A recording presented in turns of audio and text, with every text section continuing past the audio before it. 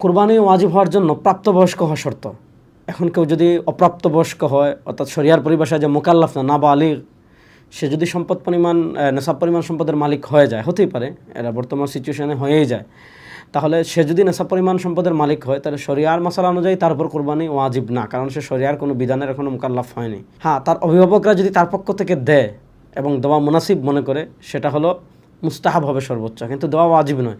এজন্য নাবালিগের সম্পদের ক্ষেত্রে সব দিক বিবেচনা করেই অভিভাবকরা দেওয়ার সিদ্ধান্ত নেওয়া উচিত, যাতে সে তার হক থেকে কী না হয়, বঞ্চিত না হয়। ঠিক তেমনি কেউ যদি নেশাব পরিমাণ সম্পদের মালিক না হয়, অর্থাৎ দরিদ্র, তার উপর কিন্তু কিনা কোরবানি ওয়াজিব না। কিন্তু সে যদি কোনো কারণে কোরবানি করার জন্য একটা পশু কিনে ফেলে, তাহলে এই পশু কেনার সাথে সাথে এই পশু জবাহ করা কোরবানির দিন তার উপর ওয়াজিব হয়ে গিয়েছে, এখন সেই কোরবানি দিতেই হবে, এটা না দেওয়ার কোনো কি নেই, সুরত নাই। এমনইভাবে কেউ যদি কোরবানির দিনে মুসাফির হয়, আল্লাহ তাআলা সফরে কিন্তু অনেক কিছু কী করে দেন, সহজ করে দেন। 4 রাকাত নামাজ কসর হয়ে যায়, 2 রাকাত হয়ে যায়। তো কোরবানির যে 3 দিন, এই 3 দিন কেউ যদি মুসাফির থাকে, সফরে থাকে, তাহলে ইসলামী শরিয়ার ফতোয়া অনুযায়ী কিন্তু তার উপরও কি আসবে না, কোরবানি ওয়াজিব হবে না।